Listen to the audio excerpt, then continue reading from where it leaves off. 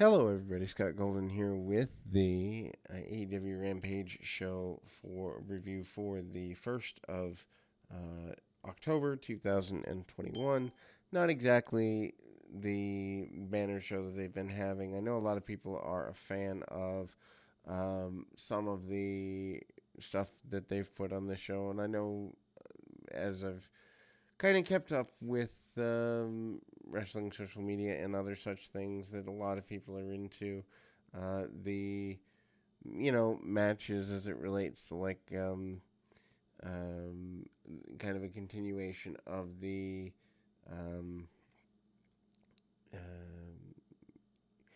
deal. So then we kind of go through Bryan Danielson and Nick Jackson Open 1535.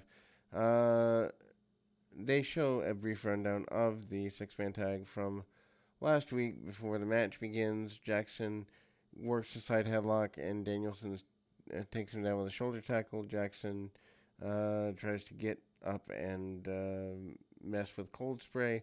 Danielson hits him with a tope through the ropes.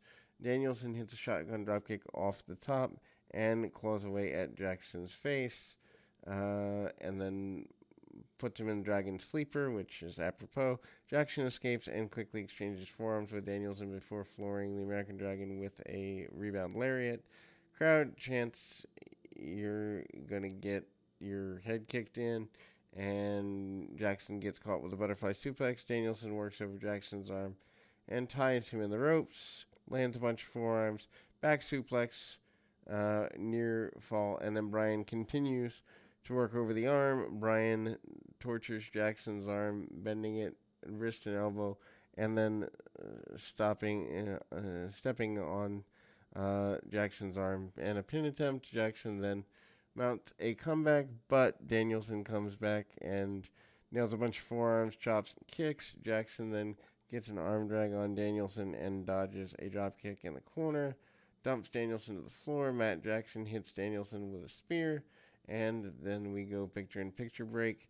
Nick Jackson hits a high knee in the corner and a bulldogs Danielson out of the corner.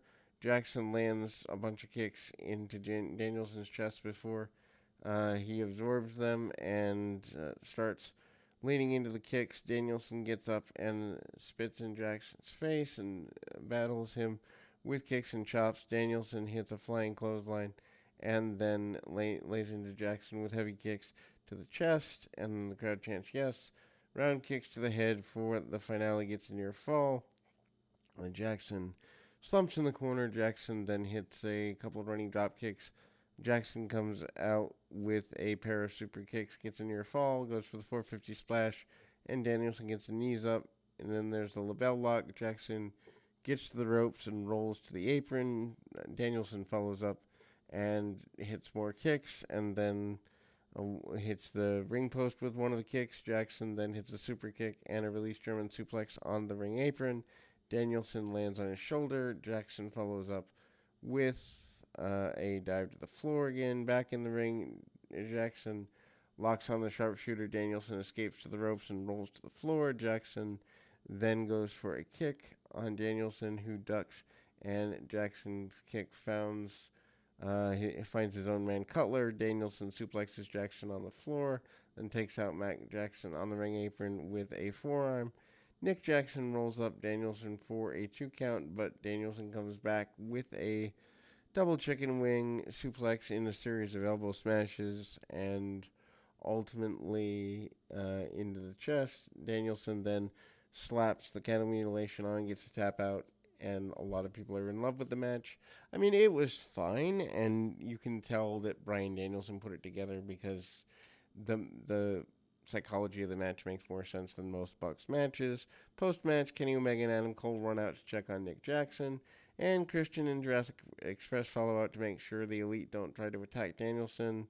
Breaks down quickly, and Omega runs away. Matt Jackson gets on the kill switch from Christian, and Cole gets locked in the same trap from Jungle Boy, or the snare trap rather, and then Omega runs in to make the save and gets caught in the label lock from Danielson.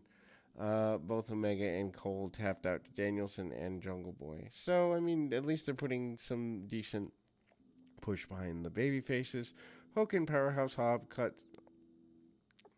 to Ricky Starks promo, and that's basically about how much he hates Brian Cage. And then back from the break, Starks is on commentary. CM Punk interview. He starts to settle into the groove in AEW, and then he's ready for whatever comes next. Just a pre-tape from Punk. Cargill with Mark Sterling defeats Nyla Rose with Vicky Guerrero and Thunder Rosa triple threat match in 5:24 this air. Clips from Rosa and Cargill jumping Rosa before All Out last month. And then the Casino Battle Royal sets up the match. Rosa eliminates Cargill and Rosa eliminates Rose. And after Rose power slams Rosa, takes her out of the match. Cargill and Rose exchange forearms in the ring. Cargill then hits Rose with a pump kick, clotheslines her to the floor. Cargill then turns her attention to Rosa, flies off the top rope with a shotgun drop kick. Show goes to a break. Back from the break, there's trash can in the ring. Rosa drop kicks Cargill and then lands her against the ropes. Rosa drop kicks the trash can into Cargill's chest and hits a near fall. Rose then goes for a choke slam on Rosa, but shoves Rose away into the spine buster from Cargill, and then Rose comes back and locks on a single leg crab on Cargill. Rosa breaks that up and drops Rose and gets a near fall. Rosa then goes for a drop kick in the corner on Rose, but misses Rosa and then fights out on the apron, where table is set during the break. Rose then sets up Rosa for something weird off the turnbuckle, but Rosa slides out and power bombs Rose through the table. Rosa then tries to jack Rose back into the ring. This is just confusing anyway, but Cargill hits Rosa from behind with a chair. Cargill then goes down beating on Rosa and pins Rosa after beating her with the chair. Not a fan of the finish. I don't remember this being officially announced as a no DQ match, but apparently it was one at some point. Anyway, Mikel Black cuts to a pre-tap promo. He's in a stairwell. He is tired of Nightmare Family and Cody Rhodes and is ready to move on to other souls in the company.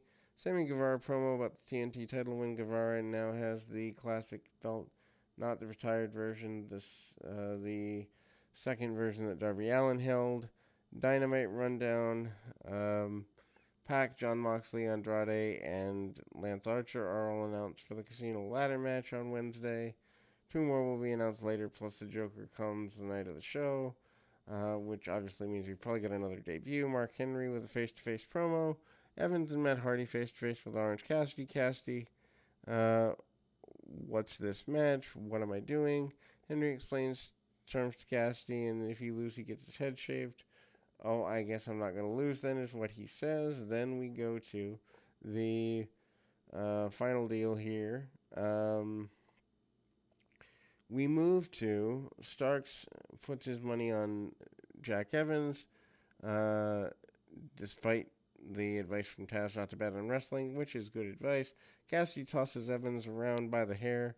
Hardy then pulls Cassidy out of the ring and hits him with a right hand, and Evans follows up with a 450 splash on the floor. And picture-in-picture break. Back from the break, Cassidy dodges a handspring elbow from Evans and then hits a pair of planches and one on Evans and one on Matt Hardy. Cassidy goes for a spinning DDT. Evans counters into the Northern Light suplex and transitions into the Michinoku driver for near fall. Standing Skywalker press from Evans and gets another 2 count. Evans then goes for a Sky Twister splash off the top, but misses. Cassidy hits the spinning DDT, then comes off the top with a diving DDT for a very close near fall. Butcher and Blade and Bunny are out for extra support. Best friends sneak through the crowd. They bring out the rest. They This brings out the rest of the Hardy family office, but the Dark Order comes through, cuts them off, and Orange Cassidy hits the orange punch on Evans and gets the pinfall. Best friends prepare to give Evans a haircut. Hardy sends Angelico in to try and get through the wall of people around the ring. Dark Order dispose of him easily, and then they try to stop the haircut. Hardy family office retreats. Cassidy and best friends gives Evans a haircut. Orange Cassidy and Matt Hardy are the last two announced participant in the casino ladder match for Wednesday. Dark Order and the Best Friends all give -1 a group hug to end the show, and that will close the the deal here. But I'm not a fan of Hardy being in the ladder match. Not really a fan of doing a ladder match on free TV like this. But anyway, we'll be back with more right after this.